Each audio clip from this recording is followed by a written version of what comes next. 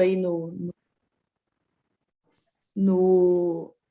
na geração de resíduos. Se você quiser comentar, fique à vontade. Puxa, desculpem o atraso, viu? Imagina. Bom dia a todos. Eu estou muito contente de estar aqui participando de alguma discussão na APECI, porque a APECI mora no meu coração. E em ótima companhia, aqui, que eu estou vendo feras aqui no grupo. E o que eu ia dizer, de luva, tem muitos aspectos, interfaces aí da higiene com a sustentabilidade, o serviço de higiene, de hotelaria e essa estrutura toda consome muita coisa. Então, as decisões que a gente toma, óbvio, priorizando a segurança do paciente, do trabalhador, tem que levar em conta. De luva, para quem não sabe, além de eu trabalhar lá no Centro de Vigilância Sanitária, eu também milito aí numa ONG que se chama Projeto Hospitais Saudáveis, e que tem projetos aí de sustentabilidade. Um deles é compras sustentáveis. A gente tem um guia amplo, uma série de documentos específicos, e agora está lançando toda uma metodologia para avaliação de fornecedores, para análise de produtos e para governança, que a gente chama, não é a governança da hotelaria, governança no sentido da gestão. Bom, tem um guia, um pouco mais que um fact sheet, tem 6 páginas, sobre luvas. E a luva de látex, ela está... bom, a pior luva para o meio ambiente é PVC. Por conta do PVC, ele vem trazendo problemas desde o processo de fabricação. E na asepsia, a PVC já é muito contraindicado, né? Vocês devem saber. Ele tem microfuros e tal. Agora, a segunda colocada em luva problemática é a de látex, não só pelos problemas de reação, de alergia nos trabalhadores. Tem uma questão, a luva de látex entalcada está sendo banida no mundo inteiro, porque o talco carrega fibra de látex e isso pode causar um dano no paciente. E o látex também está muito envolvido em condições de trabalho análogas à escravidão na região do Sudeste Asiático, de onde ele vem. Aí tem mais alguns problemas de descarte do material propriamente dito. Então, a recomendação é, obviamente, além de não usar o látex entalcado, na sequência adotar nitrila. Agora, a luva de higiene é outra, né? A luva de látex que a gente cita geralmente de procedimento, ou a cirúrgica. Então, a nitrila como primeira opção de substituição, e o neoprene que vem entrando no mercado. Aí tem esse material no site do PHS, eu posso passar o link até aqui para vocês no chat. Legal, Vital, se puder passar o link, bem interessante isso que você colocou. As escolhas, no caso do pessoal da higiene, tem que levar em conta lá, porque é uma luva para durar um pouco mais, né? O camarada vai usar o dia inteiro, vai tirar e pôr e tal. E aí eu acho que existem opções, mas, enfim, não são necessariamente problemáticas desde que a gente saia do látex. Nos panos, o TNT, o SMS, sei lá, mas acho que isso não é usado na limpeza, né? Tem muito esse material no CME, que a gente tem como recomendação caixas cirúrgicas, voltar na caixa de inox, que acho que era uma coisa que antigamente era o padrão, sem necessidade de nem embrulhar no campo, nem embrulhar no SMS. Tem agora uma nova geração de caixas que tem um filtrozinho, e aí você só precisa eventualmente trocar esse filtrozinho que fica posicionado nas aberturas, agiliza muito, garante a vida da esterilidade do material, o tempo de prateleira, sei lá como é que chama isso. Então, e reduz uma barbaridade de resíduo. Um resíduo bobo, né, porque é um resíduo limpo e tal, ruim de reciclar, o polipropileno é reciclável, mas não é assim muito, não tem demanda. por aí vai, quer dizer, tem bastante... Agora, na higiene, muita coisa de descartável vem substituindo. Tem também um trabalho muito legal, esse eu preciso citar. Esse foi uma pesquisa em que a gente aqui no Brasil contribuiu muito, foi liderada por uma universidade alemã, que analisou a toxicidade de todos os produtos desinfetantes e esterilizantes e antissépticos, nas 3, 4 tipos de uso, né? Superfície, higiene de mãos e na esterilização de material. Então, cada um na sua categoria, um trabalho extensivo para pegar tudo, né? Tinha coisas lá que a gente nunca viu no mercado brasileiro, tinha coisas que estão fora de uso, para ter claro, assim, o que a gente não quer de jeito nenhum, o que é ainda tolerado, vamos dizer assim, mas que ficaria sujeito a estar atento, porque a substituição passa pela questão financeira, pela questão de mercado, de existir o produto no Brasil, né?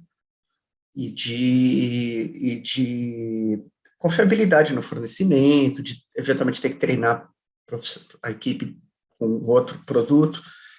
Muita coisa, muita novidade, vocês devem estar muito mais ao par que eu sobre a diluição automática desses produtos, evitando aqueles erros, reduzindo muito o consumo.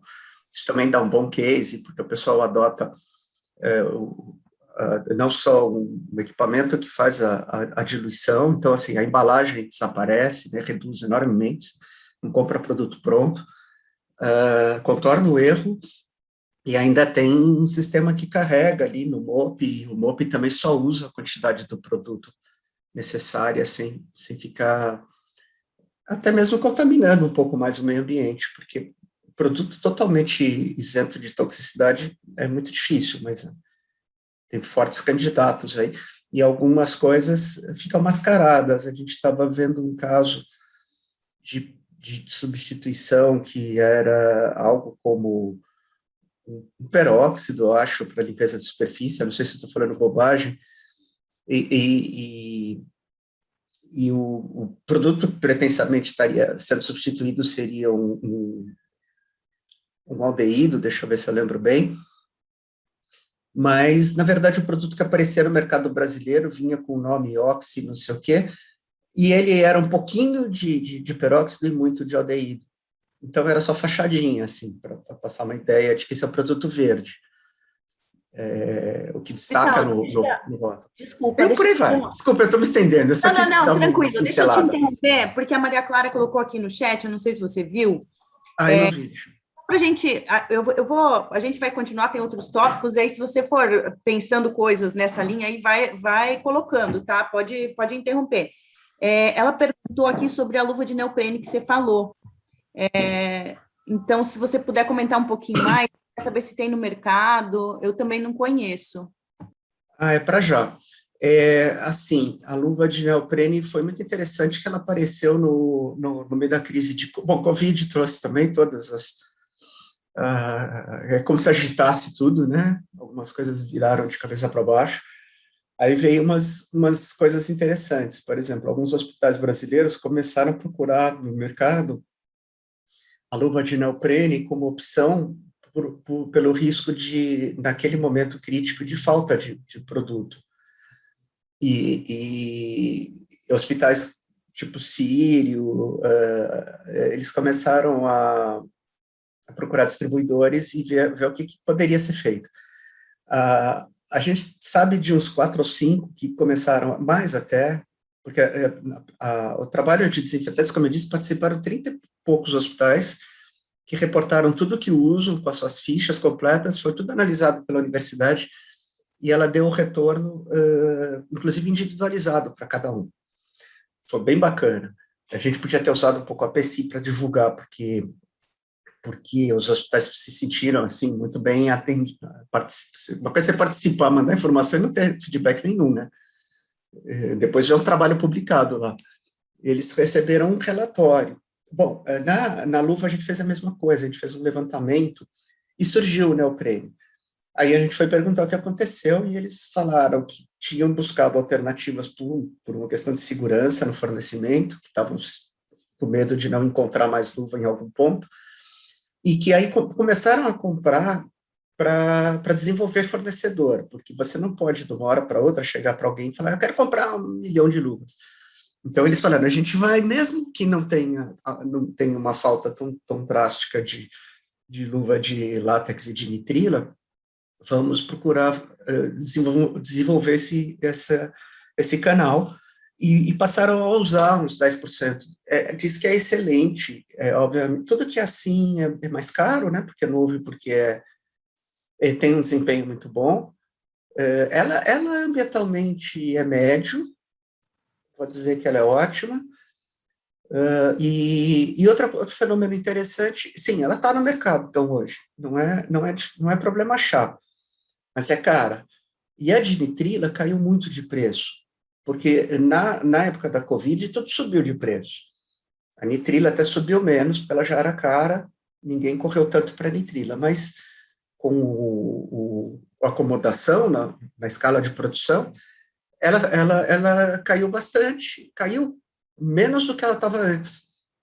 E ela se tornou uma opção.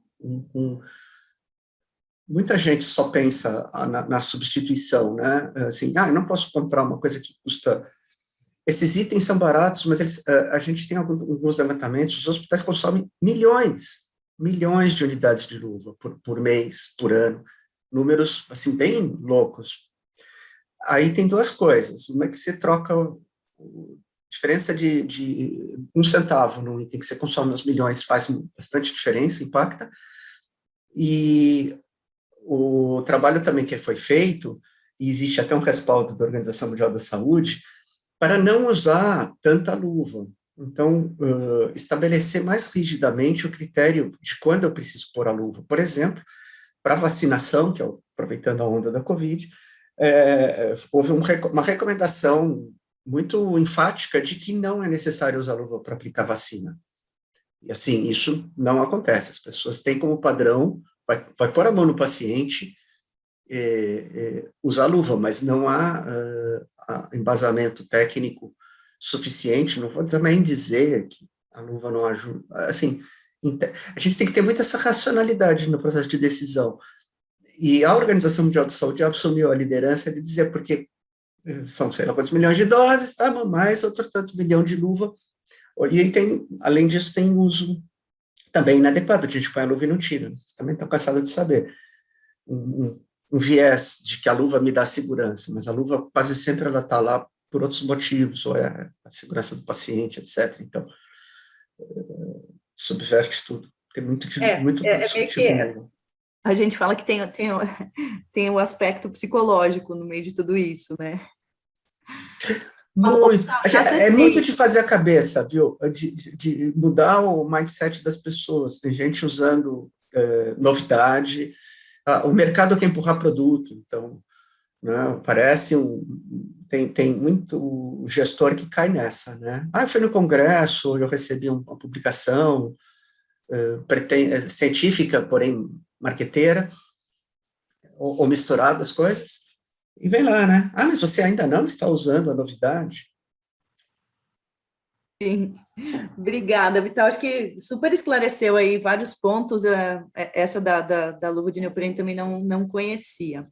Bom, gente, a gente esgotou esse primeiro tópico, a gente pode voltar, não tem nenhum problema, se tiver alguma coisa, mas eu quero passar para o tópico seguinte, só para a gente não se perder aqui, não deixar de abordar nenhum dos aspectos que a gente planejou. Então, eu vou compartilhar de novo a minha tela e vou mostrar o que eu trouxe aqui para estimular a nossa discussão. E aí depois eu abro para os comentários, tá?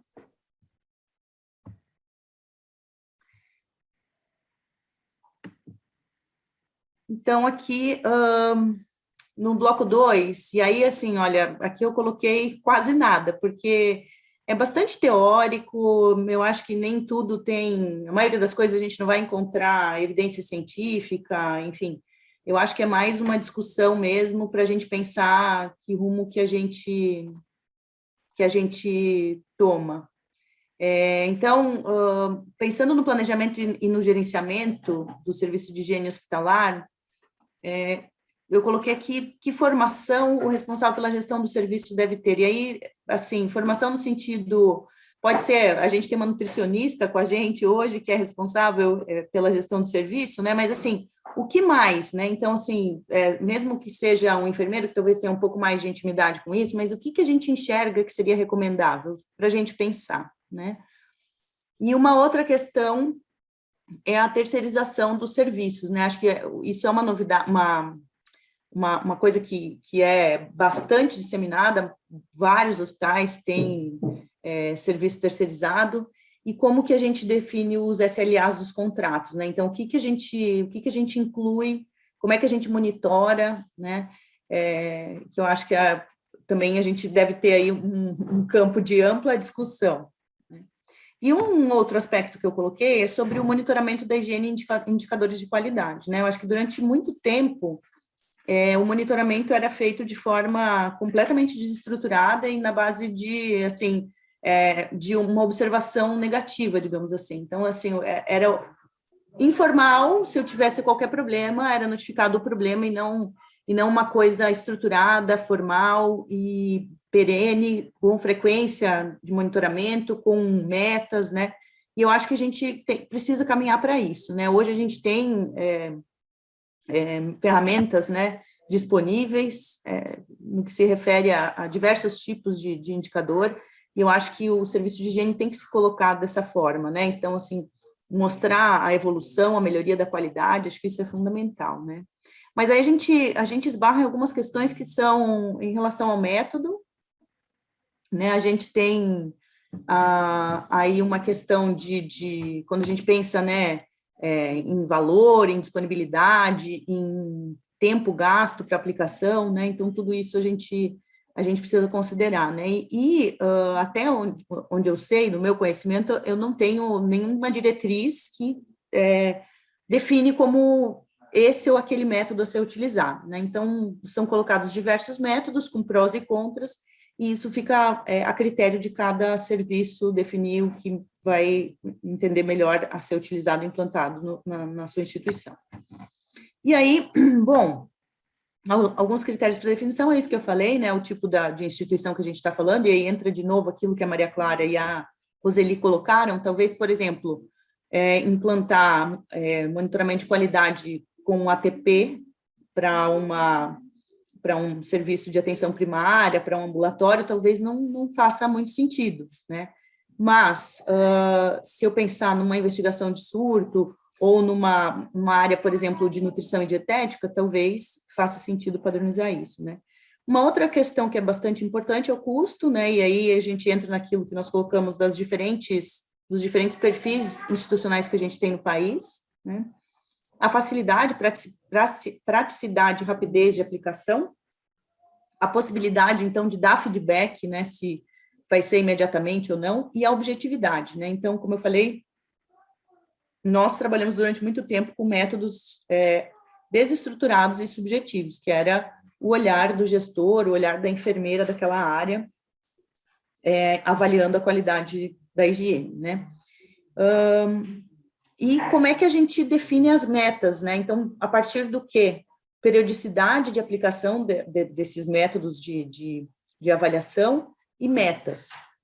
E aí eu trouxe aqui só para a gente colocar todo mundo na mesma página, né? O que a gente tem que é mais utilizado, né? Então, a observação direta do processo, a avaliação da limpeza, então, também de forma observacional, pesquisa de satisfação do usuário e do trabalhador daquela área, também pode participar disso, né?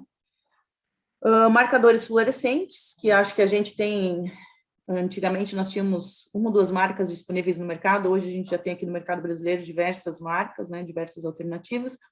O ATP e o uso de culturas, aí sejam elas em suaves ou placas de Rodack, que são aquelas placas que a gente faz a impressão da superfície, então que facilita muito, né?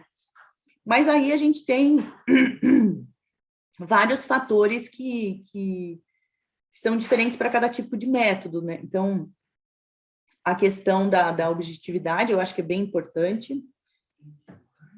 Desculpa.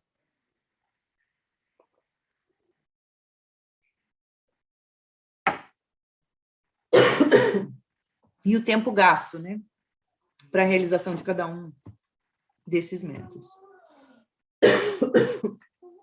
Aqui. Só um pouquinho, filha. Aqui, para definição de áreas, então, é só uma sugestão, é uma adaptação de uma tabela do Guia Australiano de 2014, onde ele sugere áreas de maior risco, então, com uma frequência mensal de auditoria, abrangendo uma amostra de 50% da área, com uma meta de 90% de adequação. E aí você vai migrando conforme o risco da área, né? Então, para uma área de baixo risco, isso é uma sugestão, tá, gente? A frequência sugerida é anual, com uma amostra de 100%, e aí uma meta de 85% de adesão.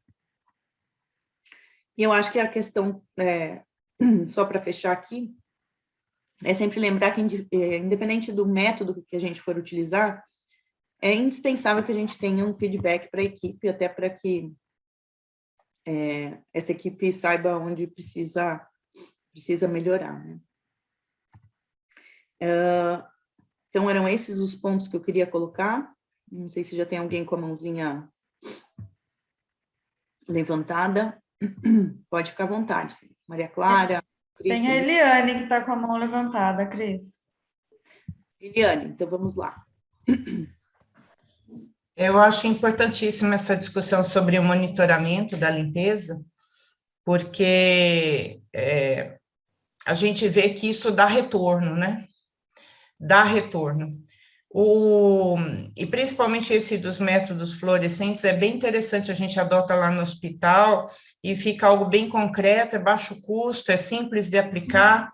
Tem o problema do Hawthorne, né? Porque o pessoal vê a gente entrando no quarto, já fica de sobreaviso, né? E pode ter aí um viés, mas mesmo assim a gente pega muita não conformidade, né? Porque se a gente pegar sempre tudo 100% ok, a gente realmente teria que repensar essa aplicação.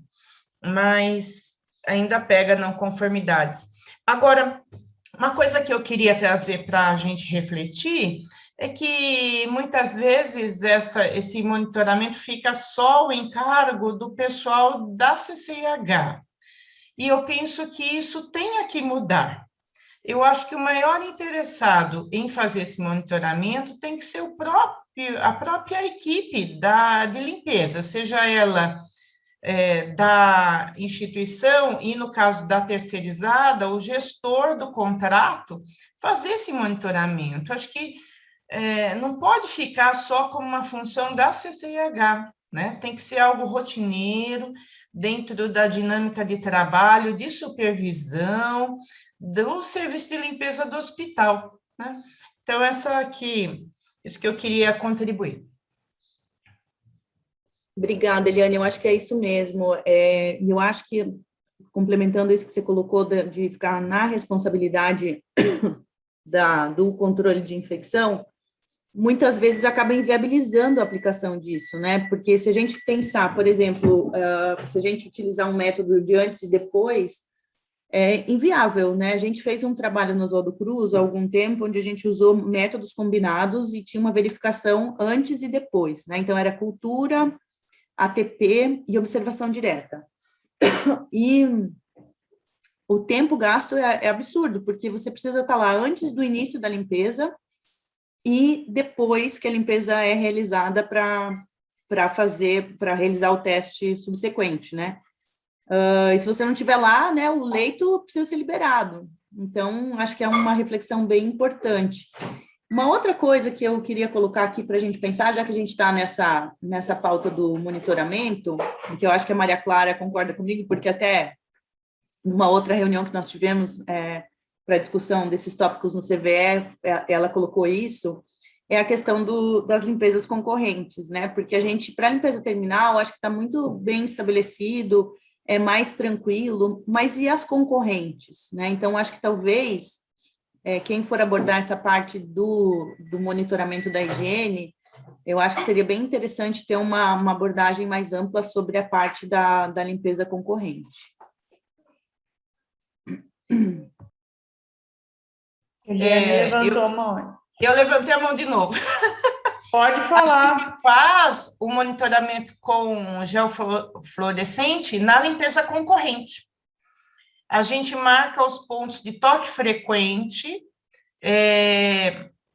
tanto de responsabilidade da limpadora, quanto de responsabilidade da enfermagem, e faz essa marcação e retorna 24 horas depois, quando obrigatoriamente a concorrente teria que ter ocorrido. E aí faz a leitura com a participação da chefia, supervisão da limpadora e supervisão de enfermagem da área. E mesmo assim a gente ainda pega bastante, vários casos de não conformidade, né? Quando a gente fazia da terminal, conforme recomendado lá pela Secretaria de Saúde de São Paulo, era bem isso que você falou, Cris, era um estorvo, porque o paciente liberava o leito, Eliane, tem que marcar um leito. Ai, meu Deus do céu, eu estou no meio de uma reunião, e agora? Dá para segurar um pouco? Ah, não, já tem paciente para subir, libera então. Então, a gente não conseguia fazer num tempo ágil, ficou muito nas costas da CCIH. Eu acho que não pode ficar nas costas da CCIH esse tipo de monitoramento. O maior interessado é o serviço de higiene ter indicadores da qualidade de limpeza realizada, né? Então, a gente é que vai utilizar os indicadores que eles produzem, não pode ficar só em cima das costas da CCH, mas fica aquela história, mas é o lobo cuidando dos cordeiros, né? Mas a gente tem que confiar que exista esse princípio maior, que é fazer um bom serviço, não é? Então, era um nó, Cris, e a gente conseguia fazer de poucos leitos, porque a demanda impedia. Eu acho que talvez, não sei se você está falando daquele estudo de qualidade da limpeza que saiu via CVE. Sim, sim. Talvez a gente precise repensar mesmo, né? No final, depois ver parado, mas eu acho que você tem toda a razão. Agora, ainda sobre os marcadores reflexivos, eu queria colocar uma experiência que a gente teve no Cruz, com uma marca que nós utilizamos, e que o que a gente via muitas vezes, quando a gente demorava, e eu não sei qual é a marca que você usa no seu hospital, a gente via que lugares, por exemplo, mesmo que não tivesse havido limpeza, se as pessoas tocavam aqueles locais, eventualmente a gente podia ter uma interpretação inadvertida de que ele foi limpo, mas na verdade o marcador foi removido pela mão de alguém que tocou na superfície antes da avaliação. Então, vou colocar isso daqui também para a gente, me veio agora para a gente abordar. Eu não sei se todas as marcas são assim, se foi uma marca pontual.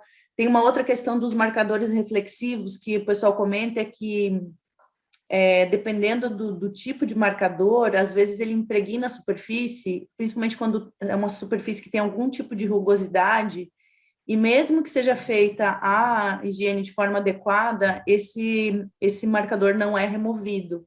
Então, acho que isso, só para colocar aqui, eu acho que é importante, quem for abordar esse tópico, nem sei se não sou eu que vou abordar, de levantar essas questões aí na hora da seleção do produto, né? Tem tudo isso, e eu acho que vai do bom senso na hora da leitura, né? E por isso que é importante estar com a chefia juntas ali para arbitrar, sabe? Fazer um VAR no momento, se é positivo ou se foi um arrasto, uma sombra que restou ali por conta da limpeza. Então, tem isso, tem uma certa imprecisão, mas te dá um resultado bem interessante, é muito útil e muito prático e barato, né? Tem esse lado que é bem positivo. Acho que o custo é bem legal, né? Mudou bastante. Isso a gente tinha um custo que era impraticável, né? Hoje acho que está bem mais acessível. E é muito educativo para a equipe, ela visualiza ali na hora, né?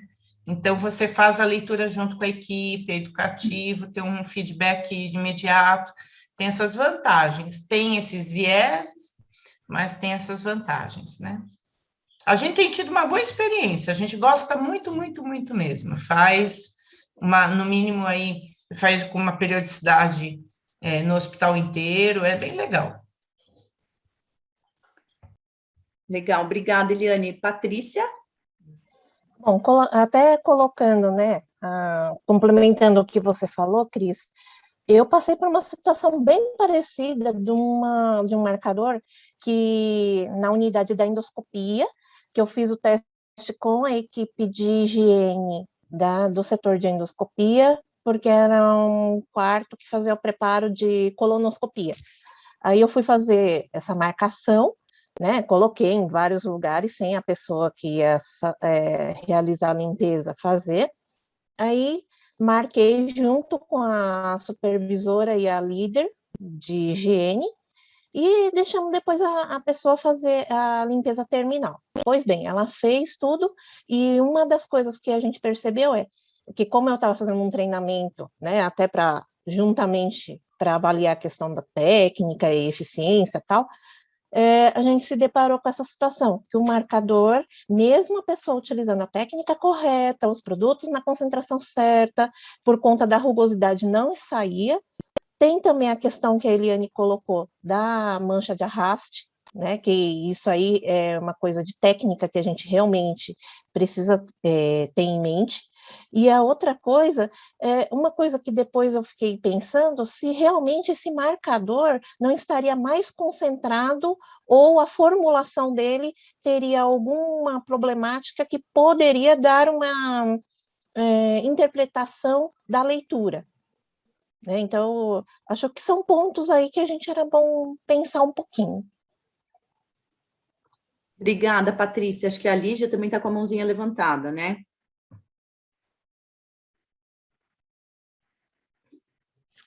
Desculpe, gente. Falo às vezes com o áudio desligado, mas tudo bem.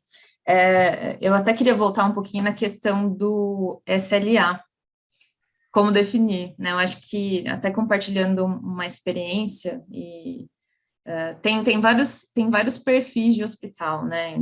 Só que eu percebo que nem sempre o pessoal, a equipe de controle de infecção tem acesso a esse contrato, ou participa, né, de toda a negociação, do alinhamento do contrato. E uma experiência boa que nós tivemos no grupo que eu trabalho é justamente essa proximidade com o gestor do contrato, e uma coisa que fez muita diferença é o feedback contínuo das oportunidades de melhoria que foram avaliadas, né, e levantadas pelo serviço de higiene, considerando oportunidade de melhoria do processo, que foram enviados para o gestor do contrato e considerados na renovação do SLA. Então, eu acho que essa comunicação efetiva entre os serviços faz toda a diferença para que o SLA atenda dos dois lados, né? Tanto do ponto de vista administrativo, financeiro e também do ponto de vista de qualidade da assistência. Alguns serviços trabalham com matriz de priorização, né? A partir do momento que você faz visita técnica ou que você tem problemas num determinado setor.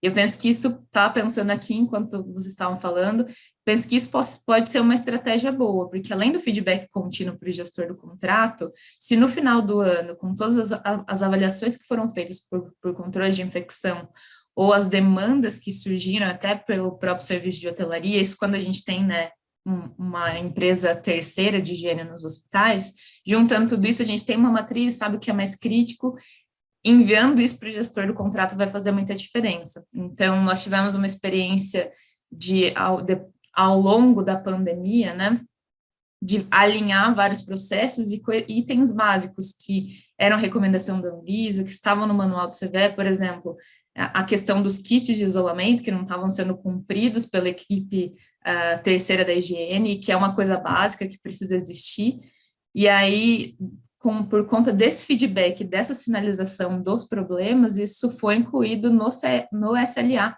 da higiene, incluindo o monitoramento do processo de limpeza. A gente teve uma oportunidade em que a gestora do contrato participou de um teste que a gente fez num determinado hospital, e ela teve a oportunidade de ver como é que funcionava a validação de limpeza, entendeu a criticidade do processo da equipe de higiene, o quanto que a gente precisava melhorar e a diferença que fazia, né, você ter esse tipo de técnica, de processo implementado na instituição. Tanto que, a partir de agora, a gente vai ter o monitoramento fazendo parte do SLA, que é um ganho, assim, absurdo, né, Helena? Então, eu acho que essa comunicação efetiva, essa sinalização do que está acontecendo em tempo real e ter esse plano final, ao término de um período, vai fazer toda a diferença para quem está gerenciando o contrato.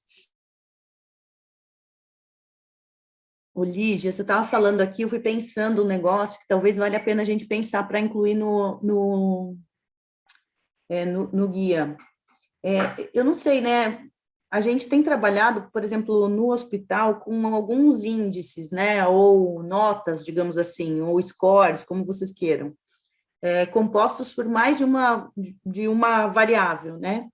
E talvez no SLA seja uma coisa a se pensar, né? Daí você falou da qualidade da limpeza, de pontos críticos, a gente pode incluir, de repente, visitas técnicas. A gente podia pensar em criar um índice desses, acho que é bem diferente, mas eu acho que pode dar um panorama mais global, né? Talvez para inserir no SLA, né? Porque eu acho que é uma boa opção. O SLA acaba sendo focado muitas vezes no tempo, né? E o tempo acho que joga contra. A Maria Clara também queria comentar. Só voltando na questão da formulação do marcador, tanto aquele que remove muito fácil, quanto aquele que remove, que fica muito impregnado, porque eu já ouvi as duas queixas. Eu acho que vai na linha do que você falou, Cris. Não sei se foi você ou foi a Lígia, de termos alguns critérios de sugestões, isso não seria recomendação, mas sugestão, de como que você avalia um marcador. E acho que se pode fazer, se deve fazer, uma espécie de uma validação do produto para compreender esse grau de dificuldade da limpeza e se isso varia, porque, ao que parece, tanto a facilidade de remoção como impregnação tem a ver com a combinação da formulação do produto com o tipo de superfície. Então, pode ser visto isso. Então, era isso que eu queria falar. Legal, Maria Clara, acho que é uma boa ideia incluir isso, sim. Helena? Não, eu queria só fazer uma pergunta para a Patrícia, que ela comentou que ela teve experiência aí com um marcador que tem muita dificuldade, que impregna. Depois, se ela puder colocar qual foi a marca, só para a gente não comprar esse. Por que eu estou falando isso? Porque agora a gente está começando aí com essas auditorias, com esses marcadores reflexivos e luz negra, com a aplicação via hotelaria mesmo. É isso, bem isso que acho que foi a Maria Clara que colocou, né?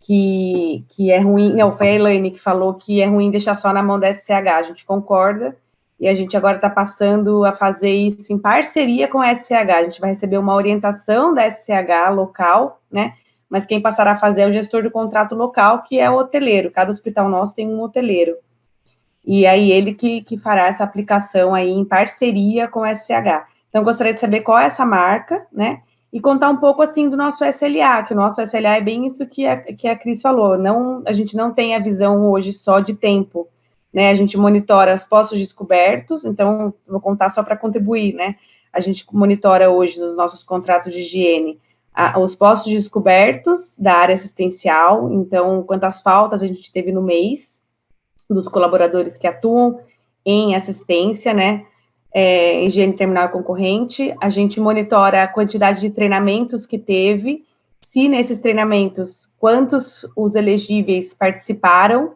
então a porcentagem de participação dos colaboradores elegíveis para aquele treinamento, qual foi a participação, a gente monitora qualidade visual, né, do checklist a gente faz um checklist de liberação de leitos também, então tem uma margem lá que pode estar errado, aí tem que refazer, obviamente, mas a gente também pontua isso em SLA. A gente também monitora checklist de áreas comuns no hospital também. tempo de liberação de leito, tempo de liberação de sala cirúrgica, e agora a gente está incluindo os marcadores reflexivos, uso de kit de, como a Lígia colocou, kit de isolamento, e tem mais um que a gente incluiu, kit de isolamento, eu estou falando disso tanto esses dias e agora me deu um branco. Kit de isolamento, diluição automática adequada, Isso, a gente vai monitorar também se estão sendo feitos de forma adequada. Então, só para contribuir aí que o nosso SLA, ele está... Aí, fora também o NPS, né, que é a satisfação do paciente também, a gente tem monitorado os nossos SLAs. Legal, Helena, incluir as suas considerações. Eu só pediria, por ser um evento da PSI, que você converse em separado com a Patrícia, até para não dar uma conotação aí, ela te fala a marca, porque senão pode... tá bom. Não sabia se podia. Alguma coisa, tá bom? Desculpa. Não, tá certo. Desculpa eu, não sabia, tá certo. Imagina. Eliane? Eu queria só abordar a questão, a Helena comentou, né, de tempo de liberação de sala cirúrgica. Como eu tinha combinado com a Patrícia escrever sobre esse tema, eu pensei em abordar a limpeza cirúrgica não só pelo serviço de higiene, mas também pela enfermagem. Ok? Limpeza de sala cirúrgica como um todo. Limpeza de sala de endoscopia como um todo, né? Tudo é nessa linha mesmo, ok? Sensacional, Eliane. Agora, assim, é uma missão, viu? Porque, um ovo! Se a gente pensar assim, já que você tocou nesse tema, eu acho que eu gosto muito de pensar, assim, de discutir a questão da higienização de sala cirúrgica, porque a gente tem um processo que parece simples, né? Não é nada assim. Contas, você tem aí muitas envolvidas, né? Então, se a gente, por exemplo, rapidamente, como é que é o processo do Oswaldo Cruz? Terminada a cirurgia, a primeira pessoa que entra é uma pessoa que é designada para retirar o material cirúrgico, porque a gente tinha muita evasão, perda de material, então, isso é feito por uma pessoa que é designada para fazer isso, né? Então, da enfermagem, não é uma só, né? Mas é uma pessoa da enfermagem que vai entrar e fazer isso antes da higiene entrar. Ela vai fazer a higienização das superfícies, retirar o material cirúrgico, e aí entra a higiene. E aí, gente, eu fui avaliar isso presencialmente e a gente vê que em determinados momentos vira um bololô, né? Porque o centro cirúrgico diz, gente, vamos limpar a sala, rápido. E às vezes acabavam entrando as equipes sem concomitância, que eu acho que é uma coisa que vale a pena também, Eliane, se você vai falar disso, eu acho que valeria a pena colocar isso, né? Porque na minha visão, a gente pode ter uma recontaminação de superfícies quando isso acontece, e, eventualmente, a gente pode ter esquecimento, enfim, além do atrapalho todo no processo em si, né? E essa pressão para liberar sala é uma realidade de todos os hospitais, principalmente os privados. E eu já vi gente falando que dá para limpar a sala cirúrgica em 10 minutos. Eu fiz essa cara, Cris. Eu falei, gente, eu tenho que ir no seu hospital para entender como é que pode. Não, mas é só a limpeza da higiene. Não, é a liberação do fim da cirurgia até o começo da outra. Eu falei, jura? Então, assim, eu não sei se usam algum método que eu não conheço, mas eu acho que a gente precisa trocar experiências nesse sentido. Então, eu vou fazer essa abordagem e vou submeter a vocês que estão no privado para ver, tá? Legal, Eliane, legal, mas acho que dá um bom caldo. Até eu estava vendo, pensando aí, já abordando um outro assunto, na verdade, a gente esgotou o tempo aqui já, mas só para colocar, tem uma diretriz do CDC que é bem interessante, depois a gente pode até compartilhar com todo mundo, que ela coloca uma questão aí de áreas a serem limpas em cada momento, né? Porque eu acho que também existe uma dificuldade pensando não só em centro cirúrgico, mas em outras áreas, como, por exemplo, diálise, do que deve ser limpo entre procedimentos, seja entre diálise ou entre procedimento cirúrgico. Se der tempo, eu mostro para você, senão eu mando o documento. Agora, se ninguém tiver mais nada, a gente vai para o próximo tópico para a gente poder abordar tudo. Por favor, Cris, manda sim esse documento, porque a gente já parte dele para abordagem de uma forma uniforme com todo mundo. Obrigada, viu? Obrigada a você. Agora eu acho que o tópico 3 é o da Patrícia, se eu não estou enganada. E aí, Pati, não está nessa mesma apresentação. Se você puder compartilhar com a gente. Tá, só um pouquinho. Espero que não caia, porque eu ainda estou nos dados móveis aqui. Se você tiver qualquer problema, eu tento compartilhar aquela que você mandou para mim. Tá, pode deixar.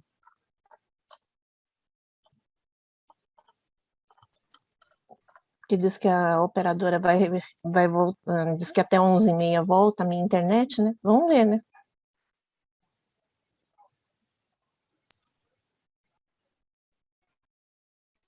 Se você quiser, a gente pode inverter também, Paty, se achar melhor.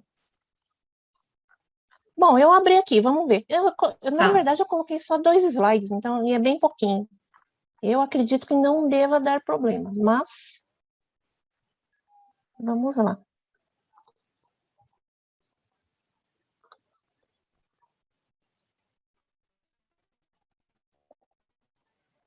Bom, vocês estão vendo? Sim.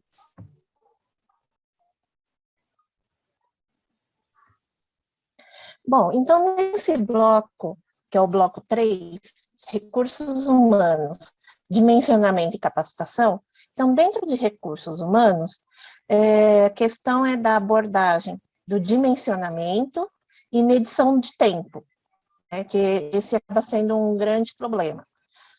Em relação à capacitação e treinamento da equipe do serviço de higiene, né? Então, qual que seria o conteúdo mínimo que deveríamos estar abordando? Em relação à saúde ocupacional, a história do EPI, né, o que a gente pode utilizar, né, até a gente começou um pouquinho a falar anteriormente.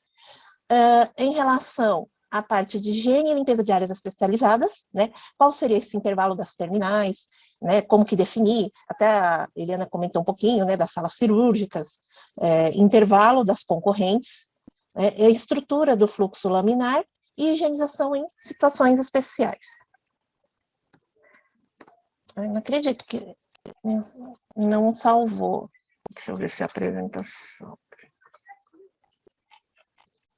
Não apareceu aqui. Se você ficar em mesmo lugar, deixa eu ver aqui. Você fica. Aí, ó. Perdeu bem.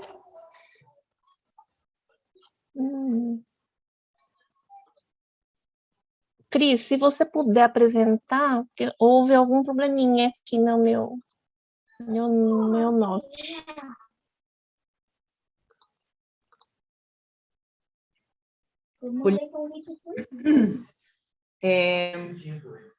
Eu acho que ele não...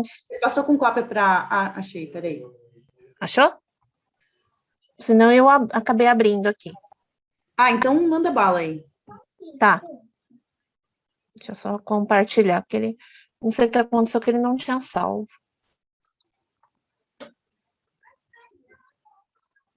Bom, vamos lá.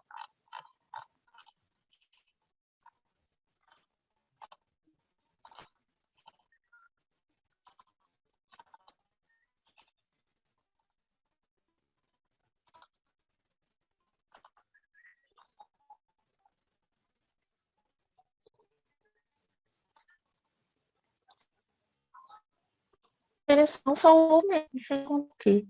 Bom, enfim, vou deixar só no slide, porque os tópicos que a gente discutir, basicamente, em indicadores, o que deveríamos considerar? O trabalho a ser realizado, com o volume de trabalho que precisa ser feito, e a outra questão também, em relação ao responsável, né?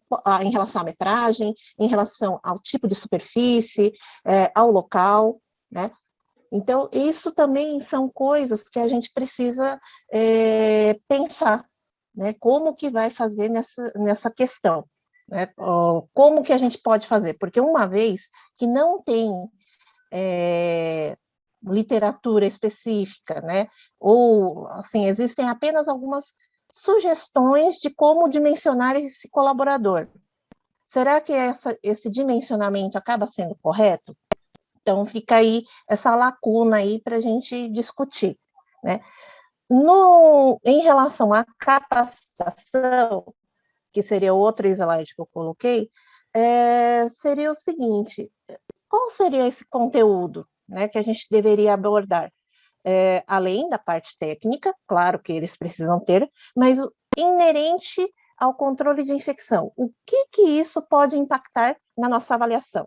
Além disso, também tem a questão será que precisa ser uma equipe multiprofissional para ministrar esse treinamento? Então, são coisas aí que a gente coloca para reflexão, e aí eu abro para discussões. Paty, se você me permitir, eu acho que a gente já são 11h20, no final a gente acaba falando bastante, né? Eu acho que ficaria mais produtivo a Lígia apresentar o dela, e aí a gente abre para as questões para que a gente consiga apresentar todo o conteúdo, senão não vai dar tempo. Ah, tá. Não, da minha parte, tudo, só a Silvana que levantou a mão. Então, Silvana, você quer falar agora ou você aguarda e aí a gente discute no final? Olha, é só uma dúvida que eu tenho. Eu vi na parte da Patrícia que ela vai falar sobre EPIs, né? Então, provavelmente vai falar de luvas. Agora, no meu também tem luvas, ou seria uma outra coisa? Vou até ler aqui o que está na minha parte para ver se difere, tá? Então, na minha parte está, que eu tenho que falar. Considerações adicionais a serem feitas no momento da escolha e eventuais impactos na qualidade da limpeza e sob o ponto de vista de saúde ocupacional, risco biológico e economia do trabalho. Entre parênteses está luvas, panos e wipes. Silvana, na verdade, assim, é que a gente colocou, a gente dividiu aqui os temas, mas não necessariamente esse é o tema da Patrícia, tá? Ela vai abordar um outro tópico, vai falar de saúde ocupacional. Acho que, assim, no final, talvez vocês tenham que combinar para não colocar a mesma coisa ou escreverem juntas. Mas o seu seria a parte mais voltada para a parte técnica de seleção de materiais. É claro que quando você vai selecionar uma luva, você vai entrar nessa questão do risco ocupacional, né, da segurança ocupacional aí. Mas aí minha sugestão é que vocês conversem em paralelo para evitar que uma entre no assunto da outra. Cris, posso dar uma sugestão? Pode, claro, por favor. Eu acho que a parte de recursos humanos, ela fica mais voltada às obrigações legais, às normativas legais, e a parte que a Silvana está falando é mais nos aspectos técnicos do EPI, aí um não conflita no outro, né? Na verdade, em algum momento, quase é muito possível que outros capítulos precisem falar sobre EPI, mas não entraria tanto em detalhe técnico, né? Por exemplo, se num capítulo eu falo tem que ter luvas, eu falo luvas em geral, mas aí vai cair no da Silvana o detalhamento aspecto desse material. Ótimo, Maria Clara, obrigada. Lígia, você compartilha com a gente sua apresentação, então? Compartilho. Vocês estão vendo minha tela? Sim. Ah, joia. Só... Bom, nesse tópico, no bloco 4, eu diria que é um conceito um pouco mais fora da caixa, um conceito novo. A nossa ideia, a nossa proposta foi trazer um conceito One Health aplicado à higiene ambiental, muito por conta do problema da resistência microbiana que a gente tem vivido, enfrentado, e que vamos dizer assim, ele acaba entrando também muito diretamente nas questões de higiene, né? Hoje o problema da resistência não está só focado no uso de antimicrobianos, mas a gente também tem um problema em relação ao uso dos biocidas, né? Então, a ideia é falar um pouco sobre resistência microbiana nesse capítulo, tolerância e resistência aos herbicidas, considerando aqui um dos principais biocidas que a gente já tem relatos de resistência ou de tolerância, como biguanidas e quaternários, os alcoóis, peróxido de hidrogênio. A gente tem outros, mas esses são os mais amplamente utilizados. Eu diria que, pelos dados na literatura, biguanida e quaternário estão ali no top 1 de uso, pensando no mundo inteiro. A ideia é trazer um pouquinho sobre a questão da higiene ambiental, uso de saneantes e responsabilidade ambiental, que é um desafio. E aí trazer um pouco da questão do uso dos descartáveis, dos lenços embebidos em desinfetante, do não tecido seco para limpeza, e aí, por fim, falar um pouco do manejo de resíduo e também de sustentabilidade. Eu trouxe aqui, só para a gente contextualizar e também para incitar algumas discussões, a questão da resistência microbiana. Acho que está muito claro para a gente que esse é um problema de saúde pública, um problema complexo, que agora a gente tem que resolver, continuar resolvendo junto com as implicações que a pandemia nos trouxe também, agravando um pouco mais a nossa situação, e a gente não sabe o que vem pela frente. Então, a resistência é um problema ecológico que tem inúmeras interações completas e que ela está atrelada a diversos tipos de populações microbianas, vai afetar a saúde dos humanos, dos animais e do meio ambiente. Por isso, gente, a questão da abordagem One Health, porque quando se fala do problema da resistência, considerando as recomendações internacionais, se entende que uma ação única e isolada nos diferentes países ou nos diferentes locais, elas não são suficientes para resolver o problema. Então, a abordagem One Health tem esse olhar, considerando o humano, os animais e o meio ambiente. Então, é um esforço colaborativo entre várias profissões da ciência da saúde, e aí considerando cada um com sua disciplina, para obter a saúde ideal para pessoas, para os animais, para os domésticos, animais domésticos, selvagens, plantas e meio ambiente. E o que tudo isso tem a ver, né, pensando na questão da higiene? A gente tem aqui, eu trouxe para vocês uma figura de um artigo que foi publicado na Science, que resume muito bem o processo de interações complexas relacionadas à resistência microbiana. Então, a gente tem não só a exposição ao uso de antimicrobianos dentro do hospital, mas a gente sabe que esses antimicrobianos também são usados como promotores de crescimento, então, na agricultura e pecuária. Sabemos que esses animais vão para a nossa mesa, então a gente tem mais uma via de exposição. A gente também tem exposição do solo, pensando nesses animais que recebem, têm contato com antibiótico, acabam defecando no solo.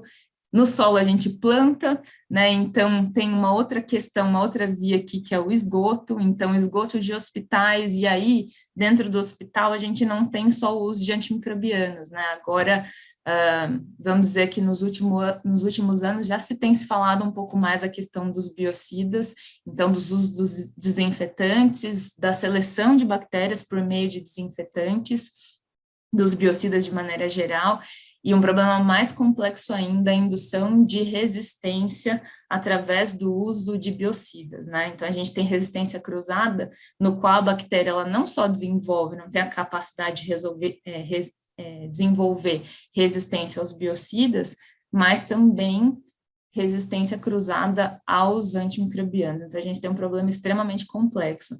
Então, pensando no cenário do hospital, a gente tem o uso de antibióticos, a gente tem o uso dos biocidas, a gente sabe que o esgoto é extremamente contaminado e que a gente tem limitações em relação ao esgoto, que também vai para o solo. Então, a gente tem um ciclo extremamente complexo no qual a gente precisa pensar em relação ao uso desses agentes dentro do ambiente hospitalar. Aqui, eu trouxe só para exemplificar alguns dos principais biocidas que já têm relatos de resistência, que são os mais importantes. E aí, deixa eu ver se eu consigo só baixar minha aqui, pronto, para não atrapalhar. Acho que vocês estavam vendo a mesma tela que não dá para enxergar tudo.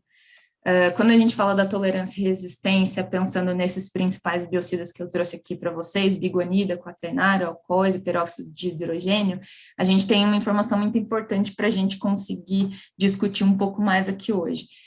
que alguns mecanismos de resistência dos germicidas, eles são similares aos dos antimicrobianos. Então, eles estão relacionados à diminuição da permeabilidade da membrana das células bacterianas, ruptura física e solubilização da parede celular, produção de bomba de fluxo, que é uma coisa que assusta muito. E qual é o problema de tudo isso, né? Que quando a gente tem exposição a baixas concentrações dos desinfetantes, essa baixa exposição pode ocasionar mudanças significativas na membrana, e a gente também tem as questões de exposição, considerando a limpeza do ambiente, quando a gente expõe a bactéria a doses subletais, e essas doses podem selecionar bactérias com atividade de bomba de fluxo, resistência aos biocidas, e aí com resistência cruzada a vários outros tipos de fármacos, incluindo os antimicrobianos. Alguns dos micro-organismos que a gente já tem resistência descrita são os estafilococos, enterococos, pseudomonas, E. coli e outras enterobactérias.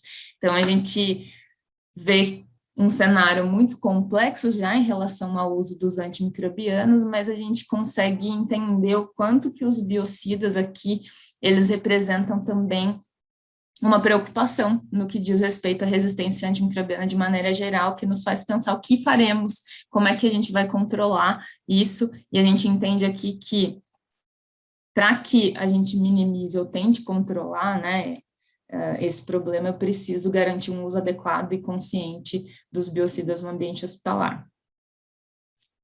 Ainda dentro disso, como eu falei para vocês, a gente traz a questão da higiene ambiental, uso de saneantes e responsabilidade ambiental, e aqui eu só trouxe 2 trabalhos com 2 falas também para que a gente discuta, e na proposta de abordar isso, acho que de uma maneira difícil, eu não sou especialista em responsabilidade ambiental e nem sustentabilidade, mas eu entendo que é um tema que precisa ser discutido. A resistência antimicrobiana, sem dúvidas, a gente tem que pensar sobre isso no uso consciente também dos biocidas, mas quando a gente fala em responsabilidade ambiental e sustentabilidade, há de se considerar algumas questões. Então, eu trouxe 2 trechos de 2 artigos de 2020, que falam da questão, o primeiro deles, do uso frequente de sanitizantes para a higiene das mãos e o que isso impactou no ambiente, e o segundo fala dos efeitos da pandemia e quais possíveis estratégias de sustentabilidade a gente consegue implementar. Então, tem o primeiro, a OMS recomendou desinfetantes para as mãos à base de álcool, para a higiene frequente das mãos, que são compostos principalmente de etanol, alcoóis, peróxido e combinações diferentes. Essas preparações podem se tornar tóxicas para a saúde humana e o meio ambiente quando utilizadas indevidamente. E aí uma outra questão desse outro artigo é que existem algumas consequências negativas da pandemia, como aumento de lixo hospitalar, uso e descarte de desinfetante, máscaras e luvas e cargas de resíduos não tratados continuamente, colocando em risco o ambiente. Então, aí, algumas questões para a gente pensar. Como que eu garanto um processo seguro e ainda eu minimizo os danos ao ambiente? Acho que o uso dos descartáveis vem numa proposta de a gente adquirir uma agilidade e maior segurança no processo, mas a gente tem que pensar no ambiente também, então esse é um desafio. E aqui, para a questão do manejo de resíduos, eu trouxe também algumas questões, né? Qual é o caminho para a gente conseguir sensibilizar os profissionais enquanto resíduos? A pandemia nos trouxe mais um desafio, a gente tem que considerar isso, e se é possível caminhar na ótica da sustentabilidade e na era da otimização dos processos e do uso de descartáveis. Deixa eu parar de compartilhar aqui. Opa. Bom, pessoal, era isso que eu queria trazer em relação a esse tópico a ser abordado. Eu acho que é um tema novo, mas eu acho que a abordagem One Health é o que vai trazer algum impacto, né, no controle da resistência, e os desinfetantes, biocidas de maneira geral, têm um impacto a ser considerado, então a gente precisa discutir sobre isso. E a questão da sustentabilidade, eu acho que com a pandemia o desafio se torna um pouco maior, né? Então, queria ouvir de vocês se vocês acham que tem alguma questão específica a ser considerada, e como é que a gente pode trabalhar para deixar isso de maneira clara para o leitor e de modo que eles enxerguem e usem isso como algum benefício, considerando a prática das rotinas diárias. Ô, Lígia, eu acho que, assim, isso é uma coisa que me preocupa já há um tempo, né, e eu até coloquei um pouco, quando eu fiz a minha apresentação, que essa coisa, principalmente dos combinados de sabão e desinfetante, né, detergente e desinfetante na mesma solução, acabam talvez levando a um uso indiscriminado de desinfetante, né? E parece que assim, de uma hora para outra, eu lembro quando eu comecei a fazer controle de infecção, o que a gente tinha basicamente para superfície, piso, essas coisas era cloro, era isso que existia no hospital, né? Hoje a gente tem aí uma gama enorme, como você colocou, de desinfetantes diferentes, né? E eu não sei se a percepção de todos é a mesma que a minha, mas eu acho que o uso ficou banalizado e eu acho que o que a gente precisava se preocupar nessa monografia é em colocar esse assunto de forma a sensibilizar as pessoas, sabe? Assim, acho que isso é muito pouco falado. Eu acho que, assim, né, pelo menos na minha visão, as pessoas... Hoje a gente tem dificuldade de pensar em controle de antimicrobianos, né? É um desafio, não é fácil. Acho que os hospitais têm trabalhado de maneira incisiva para conseguir algum resultado nesse sentido, mas quando a gente vai para a área dos biocidas, não existe nenhuma preocupação no uso. A gente usa do jeito que a gente acha que é certo. A diluição, eu acho que tem ainda um olhar, é uma coisa que preocupa muito, mas a gente ainda vê nos hospitais rediluição, mesmo com o uso das bombas. Então, quando eu tenho um processo automatizado, ainda assim há rediluição, e eu acho que o pessoal não tem noção do que isso implica para o ambiente. Né? A gente já tem uma bomba, né? Porque a exposição ela é de todos os lados possíveis e imagináveis. Né? Então, acho que eu concordo com você, Cris, de deixar muito claro o quanto isso impacta de modo que a gente consiga pensar num uso consciente. Então, eu vou fazer desinfecção das fibras. O que isso tem a ver com o meu ambiente? Tem tudo a ver. Uma, porque assim, eu posso não conseguir fazer uma desinfecção adequada, e se não bastasse isso, eu estou selecionando várias bactérias existentes que vão impactar de maneira geral no ambiente, né? Então, é uma questão complexa, eu sei, é muito fora da caixa, mas se a gente não começar a pensar nisso agora, daqui a alguns anos, eu não sei o que a gente vai ter disponível para usar. Lígia, se você quiser conduzir, fica à vontade. Acho que o Vital levantou a mão e depois a Eliane. Foi nessa. Isso. Vamos lá, Vital, fica à vontade. Oi, parabéns pela temática, muito legal. Eu, no finalzinho, tive que atender a campainha, então perdi um pedacinho. Mas havia dois pontos que eu não sei o quanto está desviando um pouco do contexto que eu queria colocar. No caso dos biocidas, a gente tem uso de uma disseminação de biocida em produtos de uso doméstico.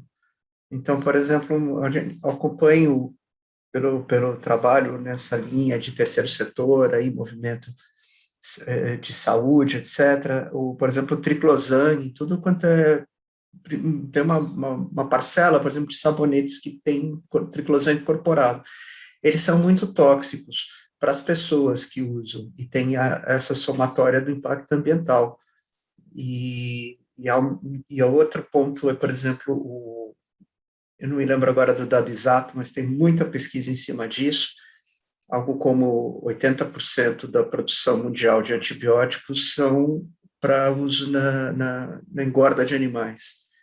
E é muito interessante isso, porque não é um uso para evitar doenças em animais ou curar doenças em animais, é para engordar os animais, porque eles aplicam antibiótico direto na ração, assim elimina a microbiota intestinal e o animal acaba absorvendo mais a ração. Então, é um uso bem estúpido, né, e contrário aí a qualquer lógica. Eles falam que tem algumas regulações sobre não sobrepor as famílias de antibióticos e tal, mas esse tema também, acho que, eu sei que eu desloquei um pouco o foco, mas se puder fazer uma referência nessa linha, eu acho que uma vez que o profissional do controle de infecção, ele vive muito no seu mundinho, né, então a gente faz essas conexões para destacar, né, a questão e mobilizar também o setor, porque no Brasil, por exemplo, a regulação desses produtos de uso na pecuária é muito descontrolada, está muito sujeito ao lobby ainda. Não, é mesmo, Vital. E olha, tem em 2020, se eu não me engano, saiu um manual. Demorou, viu? Assim, porque o plano de ação global contra a resistência já está rolando há muito tempo, a gente já está na fase de entregar os resultados e não sei como é que o Brasil está nesse sentido, porque os planos do Brasil saíram muito depois que já tinha startado a demanda, né, pela Organização Mundial da Saúde. E o plano da agropecuária, da agricultura e pecuária, saiu em 2020, então eles fizeram um guideline na proposta de tentar controlar o uso de antimicrobianos. Lógico que, assim, a gente já está num patamar muito complicado, mas tem uma diretriz, então as pessoas estão olhando para isso. Eu acho que essa trouxe a questão do triclosan, é perigosíssimo, perigosíssima. A gente, quando você vai olhar os trabalhos com resistência a biocida e resistência cruzada aos antimicrobianos, o triclosan está entre eles, e as principais bactérias relacionadas são as gram-negativas. Então, acho que tem que dar, sim, um panorama geral para os controladores de infecção, apesar de ser um tema que nem todo mundo se interessa muito, acho que é um momento de deixar de uma forma palatável, né? Isso para que eles se sensibilizem. Eliane, por favor. Obrigada, viu, Vital? Eu queria só compartilhar que, assim, a gente sofre uma pressão muito grande por conta das bactérias multiresistentes, uma pressão muito grande para a conduta frente à disseminação de bactérias multiresistentes, né? E aí, uma das pressões mais comuns tem que desinfetar, tem que desinfetar, tem que desinfetar todas as superfícies, tem que passar desinfetante, tem que rever desinfetante, tem que botar um desinfetante mais potente. E aí, perdeu um pouco o conceito da importância da limpeza mecânica, né? Então, passa o desinfetante como um produto que magicamente resolve e esquece que o fundamental é limpar, né? Então, só para fazer essa observação, porque quando a gente fala em racionalizar o desinfetante, existe essa pressão contrária nas costas da CCIH. Não, tem que usar desinfetante. Olha quanto KPC nós temos, né? Então, só para a gente trabalhar esse aspecto, a importância da limpeza, o papel da desinfecção, e acho que até, assim, é muito interessante esses produtos mistos de desinfetante com detergente, para ser um processo de passo único. Mas isso que a Cris colocou é fato, ele virou o limpador número 1. A solução de quaternário de amônia virou o produto de limpeza. Então, realmente, há que se ponderar essas questões todas. Só para compartilhar com vocês aqui, falando sobre essa importância da resistência aos germicidas, durante o período de pandemia, no HC nós vivemos 2 surtos de infecção hospitalar relacionados a isso. Aliás, durante a pandemia, nós tivemos surtos dentro da epidemia. Nossa, foi um caos. Mas 2 deles foram um surto de infecção de sítio cirúrgico, que é em neuro e ortopedia, principalmente, que a gente investigou, por Serratia marcensis, sensível aos antimicrobianos. E aí a gente foi investigando, fazendo cultura de Deus e o mundo, e o que achou? Achou a Serratia na esponja de degermação cirúrgica com clorexidine. A gente falou, não é possível. Sim, meu bem, é possível. A gente fez contraprova, e a mesma Serratia estava na escova cirúrgica contaminada de fábrica. E aí, essas escovas são usadas por essas 2 especialidades. E por que só nessas especialidades? Porque essas especialidades têm o hábito de pegar essas escovas no campo cirúrgico e antes da antisepsia de fato. E a nossa nosso entendimento é que essa serrácea é resistente à clorexidina, porque de fato estava lá na solução de clorexidina, é resistente, e quando fazia antisepsia com a clorexidina alcoólica não era suficiente, e deu todo esse nó. Esse foi um. E o outro foi por vários casos de identificação de Burkholderia cepacia em secreção traqueal de pacientes, alguns que evoluíram para PAV, alguns que evoluíram para sepsis, pacientes entubados, e aí vai, investiga, porque era um agente que a gente não tinha com frequência. E onde achou esse bicho? Na solução oral de clorexidina, no enxaguatório oral. Então, a gente estava inoculando Burkholderia cepacia na boca dos pacientes, microaspiração, enfim, PAV. Então, é de lascar. A gente está tendo problema real com isso. Não é mais algo distante da gente, é algo real. Inclusive, se você quiser citar esses estudos, ó, eu me metendo na besta aqui, ó. Eles foram publicados no Congresso Brasileiro agora de Infecção como pôster. Um dia, quem sabe, a gente consegue publicar em revista. Mas tá lá, tá? Então, deixou de ser algo distante, né? Não, claro, ali, acho que pode me mandar, viu? Que eu acho que tem que citar mesmo, e é isso que traz o pessoal à realidade, né? Ver que está acontecendo aos nossos arredores e que é uma situação para a gente começar a pensar. Você trouxe um ponto bem importante. Será que a gente precisa passar desinfetante em tudo? Realmente, as pessoas estão focadas nisso, né? Então, é uma coisa para repensar e para colocar para que as pessoas reflitam. Não é toda área que eu preciso obrigatoriamente de um desinfetante, eu posso limpar com água e sabão, né? O princípio básico é esse, né? Então, acho que a gente tem que... É até estranho dizer, mas alguns pesquisadores falam que a gente vai ter que começar a fazer stewardship de desinfetante, mas é verdade. Eu acho que sim. Não vai ter o que fazer. De desinfetante, né? Exatamente. Clorexidina é um grande vilão, né, nessa história. Acho que Patrícia, não sei quem levantou primeiro, se é a Paty ou se é a Cris. Não, eu levantei primeiro.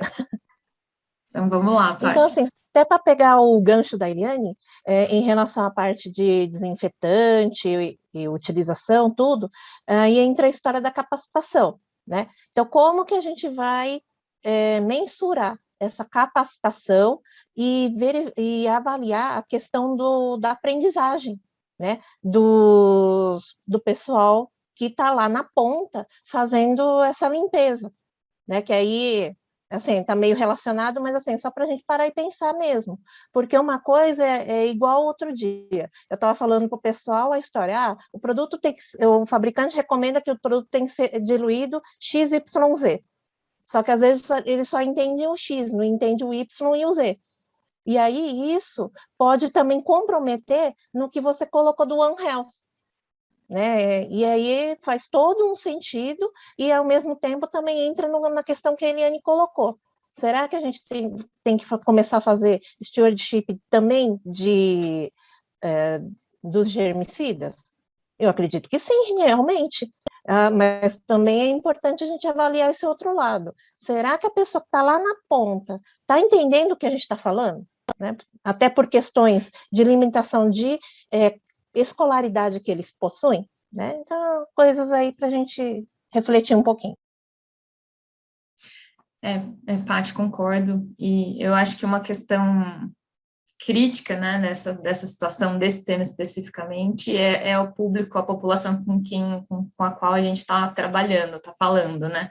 Fazer essa informação chegar na ponta não é simples. Treinar o colaborador de modo que ele entenda isso que a gente está falando não é uma tarefa fácil, mas a gente tem que começar convencendo as lideranças. Se a gente conseguir sensibilizar as lideranças, eu acho que a gente já está um passo à frente, né? Acho que quem trabalha liderando essas áreas precisa entender disso que a gente está falando. Então, a proposta é a gente conseguir destrinchar isso na monografia. Cris, por favor. Não, eu queria, assim, só reforçar, né, colocar mais ênfase naquilo que a Eliane falou, né, que, assim, já tem estudos do início dos anos 2000 mostrando que, por exemplo, se a gente pensar no piso, eu acho que o grande lance do desinfetante é isso, né? Eu acho que talvez tenha-se pouca dúvida sobre o uso de desinfetante em quarto de isolamento, em superfícies frequentemente tocadas, principalmente em áreas críticas, né? Como é o caso da UTI, como é o caso da diálise, né? Então, eu acho que isso tá mais ou menos posto. Mas com relação a piso, se a gente for pensar qual é o impacto do piso na ocorrência de infecção, né? A menos que a gente tenha um contorcionista, alguém que plante bananeira, né? Assim, o impacto é pequeno, né? Então, acho que esse é um ponto. O outro ponto que eu ia falar dos estudos, desde o início dos anos 2000, a gente já sabe que uma boa limpeza com água e sabão, ela vai reduzir a mesma quantidade, quase, coisa de 10% a mais que a gente vai ter de redução do número de micro-organismos na superfície quando a gente usa desinfetante. Esterilizar a gente não vai conseguir nunca, né? Então, e que depois de 2 horas a gente vai ter a mesma carga que a gente tinha antes. Então, assim, é uma coisa que, na minha opinião, o uso de desinfetante em tudo é inútil. É um gasto de dinheiro que não é necessário, e o impacto no ambiente que, como você colocou, eu acho que a gente precisa olhar para isso, sabe? Olha, eu vou te dizer que já tem quase uns 10 anos que eu penso nisso, sabe? E cada dia a gente vai vendo desinfetantes assim de mais amplo espectro que estão vindo para o ambiente hospitalar, e acho que o que o Vital colocou sobre o triclosan, ele é verdadeiro também para os princípios ativos, porque antigamente o que a gente encontrava na prateleira do supermercado era hipoclorito. Hoje, a gente encontra de tudo. E aí, eu acho que a gente tem uma outra situação que talvez caiba a gente fazer uma reflexão, me veio agora até como a PSI, enfim, talvez levar isso adiante, que talvez a gente precise ter uma restrição maior disso, assim, para uso doméstico, porque mesmo que a gente tenha um freio nos hospitais, acho que no panorama doméstico a questão é muito mais complexa, porque aí a gente tem mistura de produto, é uma coisa completamente sem controle, não existe um controle de diluição. Eu acho que realmente talvez seja uma coisa a gente abordar nesse capítulo, viu, Lígia? Não, eu acho excelente, Cris. E realmente, pensando até na PSI, um posicionamento, uma orientação, pensando na comunidade, acho que é importante, porque a gente tem triclosan em muita coisa. No hospital, acho que, de uma maneira consciente, a gente conseguiu restringir um pouco, mas precisa pensar nesse impacto, sim. E você até fez lembrar da questão da clorexidina. A gente fez esse pensamento crítico em relação à clorexidina. Não precisa de clorexidina em tudo, porque era um samba, né? Agora a gente já botou o pé no freio. Por quê? Porque a gente tem evidências de resistência cruzada com clorexidina e colistina, né? Então, assim, não dá para brincar, né? Mas a gente vai esperar chegar nesse nível com os outros biocidas. Então, acho que é bom já botar o pé no freio em relação a alguns desinfetantes que eu concordo que realmente o chão não é o mais crítico do ambiente, né? Então, a gente precisa... Lígia, sabe, desculpa, só uma coisa que eu esqueci de colocar, que talvez a gente precise olhar para outras alternativas de desinfecção, né? Hoje a gente já tem tecnologias com calor. É claro que talvez isso não seja acessível para todo mundo, tem uma questão aí de você ter que avaliar a tecnologia, porque a gente não pode gerar aerossol no ambiente hospitalar e tudo mais, mas eu acho que a gente poderia abordar nessa revisão isso também, sabe? Tipo, ozônio, será que a gente pode usar? Para que pode usar? Sabe, coisas alternativas que... Ozônio, UV, enfim... Exato, exato. A gente já tem isso disponível. Talvez a gente tenha que dar essa linha de pensamento para as pessoas, porque talvez também essas tecnologias, conforme elas vão se difundindo no meio hospitalar, a gente também pode ter aí uma redução dos preços, né? Acho que sim, é uma forma, né, é uma alternativa, uma forma de introduzir. Acho que eu fiz esse mesmo racional para os descartáveis, né, para alguns itens de uso único. A gente precisa de um apoio da indústria no sentido de ter produtos, insumos que sejam mais biodegradáveis, né? Talvez a gente precise desse apoio no sentido de tentar reduzir o impacto no ambiente. está com a mãozinha levantada. Eu tô para lembrar das soluções de quaternário de amônia com biguanida, que é da família do clorexidine, né? E, então, só para lembrar que isso é um grande abacaxi, né? E falando dessas tecnologias que a Cris comentou, a moda desses pulverizadores, né? Que tem que questionar, né? Porque agora tem um monte de publicação sobre isso e um monte de empresa trazendo pulverizadores de peróxido de diogênio, pulverizadores diversos aí, que a gente tem que questionar o quanto isso impacta no meio ambiente e também o quanto isso é efetivo, de fato, né? Alguns até vêm com, além, né, do desinfetante, tem íons de prata, que também é um ponto crítico. Então, realmente, as soluções de biguanida com quaternário devem ser consideradas, e acho que as novas tecnologias a gente tem que botar na balança, né? Talvez seguir na ótica da Silvana Torres, nas ideias, o que é vantagem e o que é desvantagem, né, em relação às alternativas que a gente tem. Porque tem algumas alternativas que não vão trazer tanto benefício assim quando a gente olha nesse olhar de sustentabilidade e controle de resistência. Cris, faltam 5 minutos, vou passar a bola para você. Não sei se a Patrícia quer trazer mais alguma questão do tema dela, do bloco de discussão. Não, do meu bloco mesmo seria mais assim, a questão da temática, né? O que abordarmos em termos de conteúdo para treinamento e metodologia de avaliação. Como mensurar se esses profissionais realmente captaram a mensagem que a gente precisava passar, né? Que são pontos, querendo ou não, que isso resulta tudo e mexe, querendo ou não, em todo o contexto da higiene, né? De um modo geral. E é isso. Bom, pessoal, assim, eu acho que a gente podia ficar aqui até o final da tarde falando, né? Porque controlador de infecção, quando se reúne para falar de um assunto que gosta, né? Eu adoro falar de higiene, assim, acho que tem muita coisa ainda para a gente desbravar, mas eu acho que a gente também precisa considerar a pontualidade do que a gente marcou, né? Apesar de ter tido um desencontro aí no horário de início, peço desculpas novamente, né? Então, eu já gostaria de ir encerrando, não sei se alguém tem mais alguma coisa para colocar. Se não, gente, eu queria agradecer imensamente a participação de todos, né, mesmo aqueles que entraram para participar somente como ouvintes, acho que foi excelente a discussão, nos mostrou vários aspectos aí, né. Queria agradecer também muito a Maria Clara, que tem sido um apoio bastante importante. A Maria Clara sempre tem excelentes ideias e várias das coisas que a gente está falando foram idealizadas por ela, então acho que foi muito boa a participação dela. Agradecer a Lígia e a Patrícia também, né, porque no sabadão está todo mundo aí, e a cada um de vocês.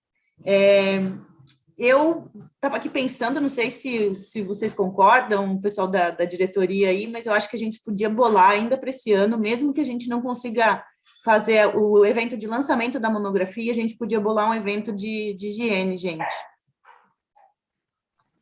Sim, concordo, Cris. Né? E aí, com a Silvana, a Roseli, o pessoal aí todo está convidado para a gente bolar aí um programinha, alguma coisa bem legal, porque acho que sempre tem muita coisa para discutir, né? E vai ser dia 30 mesmo, prazo final de entrega. O prazo? Ó, a gente tinha colocado até o final de setembro. Eu confesso que ainda não comecei a escrever a minha.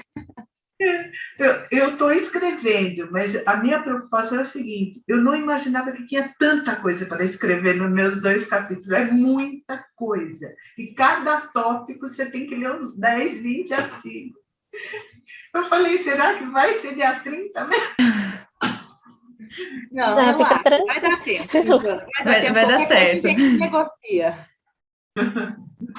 Eu também já comecei a escrever o meu, mas só que o meu tem tanta, porque o meu é parte de manejo de resíduos, mas tem tanta polêmica nesse negócio Aí é complicado. que eu também tô nessa, né? Tipo, e aí? Tá bom. Eu queria Quer falar? pedir que, se vocês puderem mandar para a gente a estrutura da monografia, com os diferentes capítulos que vão ser escritos e quem vai escrever.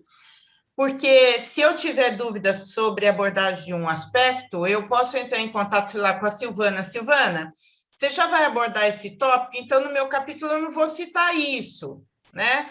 Então, podia ajudar a gente nessa compatibilização da informação, tá? Ai, Boa desculpa, ideia, Eliane, eu achei que tinha ido, porque eu fiz até, coloquei assim. Será que eu estou gaga e perdi? Não, Pode pode ser ser que que não, eu não sei, de toda maneira, eu vou mandar, o que eu vou fazer?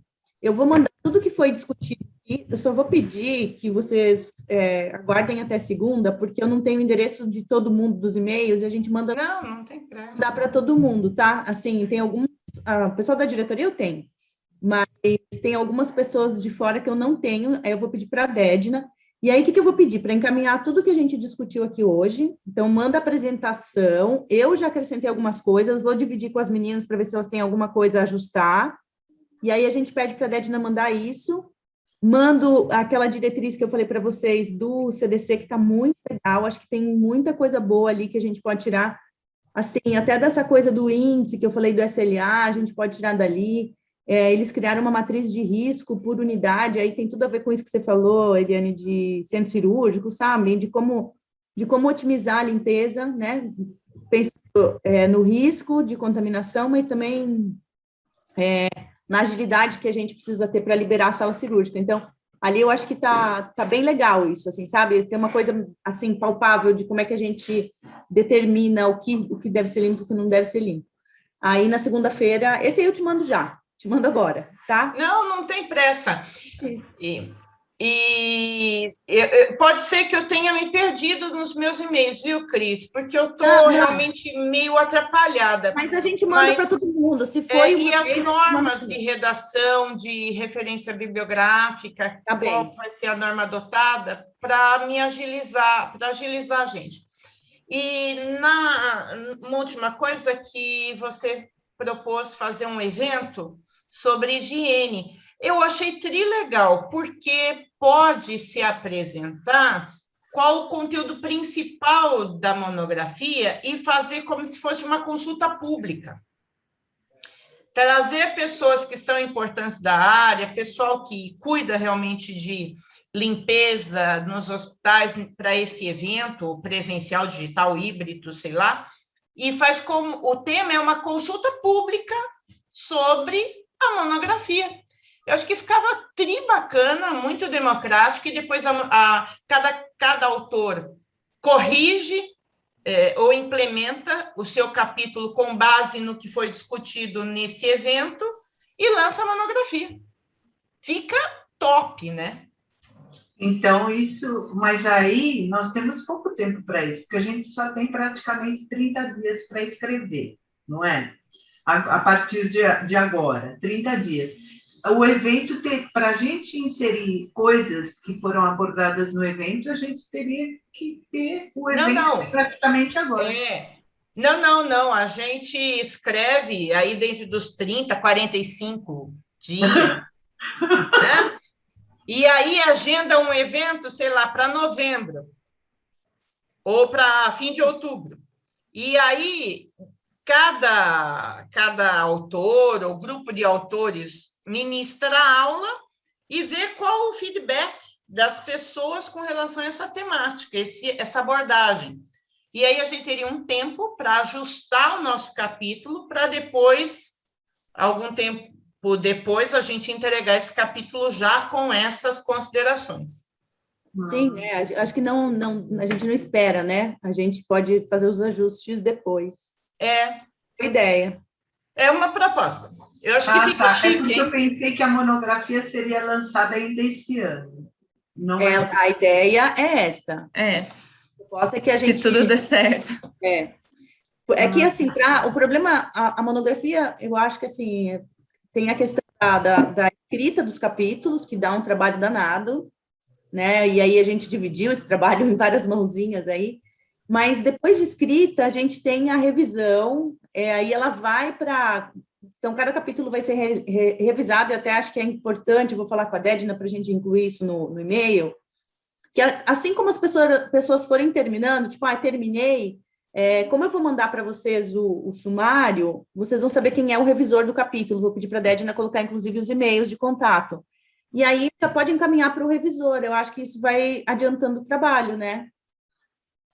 É uma boa, Cris. Aí já otimiza. Gente, 1000 coraçõezinhos para vocês. Amei. A discussão acho que foi super rica. E eu acho que a gente precisa se reunir mais para fazer esse tipo de discussão. Agradeço de novo a disponibilidade de vocês num sábado de chuva, que podia estar todo mundo embaixo da coberta, estão aqui discutindo, né? Então, assim, só meu muito obrigada em nome da PECI, e um bom final de semana para todos aí. Bom final de semana. Tchau para vocês. Obrigada, pessoal. Bom Tchau, final de semana. muito obrigada. Obrigada. Beijo, tchau, tchau. Tchau, tchau.